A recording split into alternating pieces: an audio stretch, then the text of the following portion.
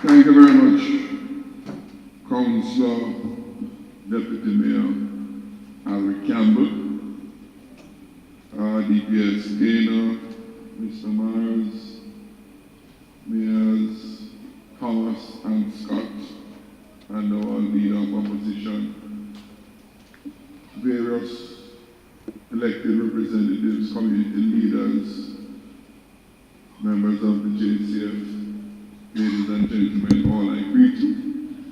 I just want to briefly sort of set the context to our meeting here this evening. As was outlined earlier on, the opposition, the parliamentary opposition, joined in giving the support to the declaration of the first state of emergency in January last year in St. James, in light of what we recognize as a perpetual period of inaction to stem the increasing murder rate coming out of 2016 into 2017. We continue to make the renewal of the St. James state of emergency and subsequently the St. Catherine state of emergency, and thereafter the corporate area state of emergency. I name it corporate area because it includes police divisions, communities across the St. Andrew and Kingston parishes.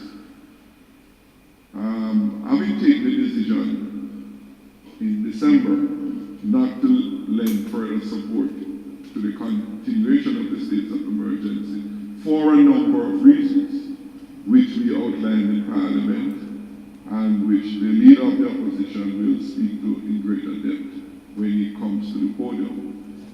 We felt, having taken that decision we did for those reasons, it is incumbent upon us to speak directly with the people throughout the country, but in particular the areas where the states of emergency was and is imposed, for which I made mention of earlier on.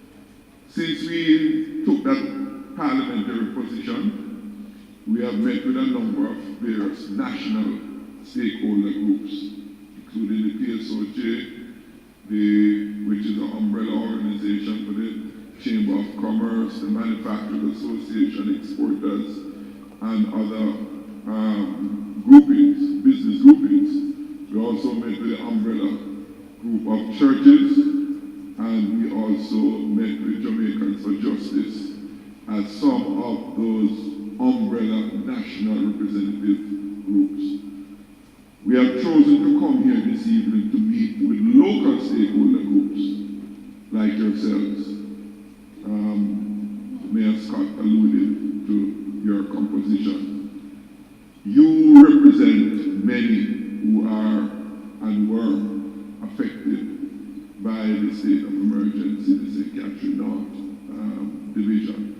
And we feel it's our duty, it's our responsibility to speak with you as to why we take the position and to outline some of the measures that we consider are imperative to go forward to not only suppress crime, but to ensure that we have sustainable crime reduction in the St. Catherine North Division and throughout other parts of Jamaica.